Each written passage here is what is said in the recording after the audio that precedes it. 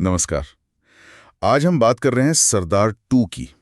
आपको याद होगा 2022 में आई थी सरदार। कार्तिक का डबल रोल, वो जासूसी देशभक्ति वाला एंगल। हाँ, वो फिल्म काफी चली थी। उसका जो मिक्स था ना एक्शन और इमोशन का, वो लोगों को बहुत पसंद आया था। बिल्कुल। तो अब करीब 3 साल बाद वही डायरेक्टर PS मित्रान इसका सीक्वल ला रहे हैं और सुनने में आ रहा है कि इस बार सब कुछ ज्यादा बड़ा, ज्यादा गहरा होने वाला है। उम्मीदें तो बहुत हैं। सीक्वल बनाना वैसे भी चैलेंजिंग होता है, खासकर जब पहली फिल्म इतनी सक्सेसफुल रही हो। सही कहा। तो हमारे पास जो जानकारी है उसके हिसाब से कहानी वहीं से शुरू होगी जहां पहली खत्म हुई थी। लेकिन इस बार मामला सिर्फ देश तक सीमित नहीं है। अच्छा। हाँ, एक बड़ी इंटरनेशनल साजिश की बात हो रही है। कुछ ऐसा जो दुनिया का बैलेंस बिगाड़ सकता है। ओ, तो स्केल काफी बड़ा कर दिया है इस असल बार। लगता तो यही है। और जाहिर है अपना चीफ यानी सरदार कार्ती वो लौट रहे हैं। शायद इस बार किरदार और भी पेचीदा हो। राजिशा विजन भी वापस आ रही हैं। हाँ, और नए चेहरे भी हैं, मालविका मोहनन और आशिका रंगनाथ। ये हमेशा थोड़ा एक्साइटमेंट तो बढ़ाता ही है। लेकिन सबसे ज्यादा चर्चा शायद विलन की हो रही है, SJ सूर्या। बिल्कुल, SJ सूर्या विलन के रोल में। ये कास्टिंग तो कमाल की है। मतलब एक मजबूत विलन होना कहानी के लिए बहुत जरूरी है। वो हीरो को और उभारता है। हाँ, और SJ सूर्या की जो इंटेंसिटी है, जो ट्रेलर में जो थोड़ी सी झलक मिली वो ही काफी थी। उनसे तो एक यादगार परफॉर्मेंस की उम्मीद है। जरूर।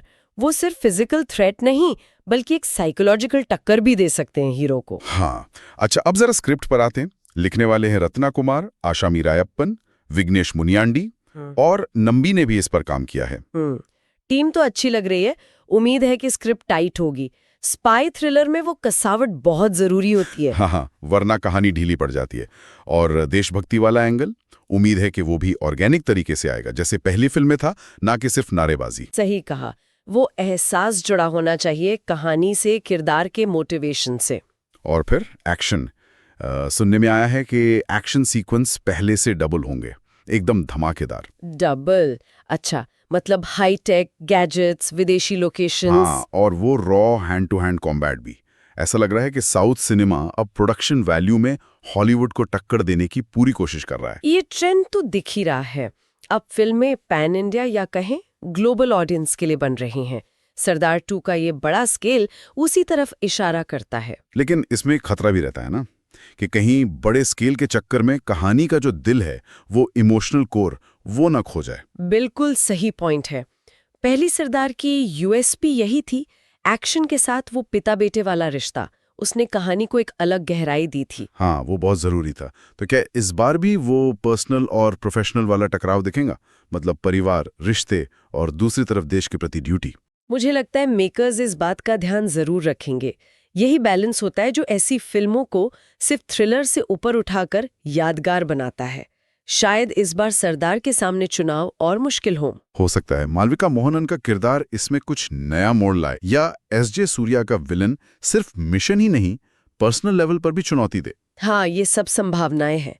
वो माइंड गेम्स वाला एलिमेंट वो कहानी को और दिलचस्प बना सकता है। सिर्फ भागदौड़ और गोलियां नहीं, बल्कि एक दिमागी जंग भी। तो कुल मिलाकर सरदार 2 सिर्फ एक और एक्शन सीक्वल नहीं लग रही। ऐसा लग रहा है कि ये एक पूरा पैकेज देने की कोशिश करेगी, मनोरंजन भी और शायद सोचने के लिए कुछ छोड़ भी जाए। बिल्कुल। संक्षेप में कहें तो एक एम्बिशियस सीक्वल है। एक्शन, जासूसी, इमोशन, देशभक्ति, सब कुछ बड़े कैनवस पर। SJ सूर्या जैसा विलेन, नए एक्टर्स, अच्छी लाइटिंग टीम, उम्मीदें तो काफी हैं। सही कहा। ये वाकई साउथ सिनेमा के बढ़ते दायरे का एक और उदाहरण हो सकती है। बिल्कुल। देखना होगा कि ये उम्मीदों पर कितनी खरी उतरती है। देश पर नहीं, बल्कि पूरी दुनिया पर हो, और हाईटेक जासूसी के साथ साथ गहरे जज्बात भी उलझे हों। तो सरदार जैसे जासूस को किस अलग तरह के बलिदान देने पड़ सकते हैं, खासकर तब जब उसके अपने करीबी रिश्ते भी उस इंटरनेशनल शतरंज का मोहरा बन जाएं।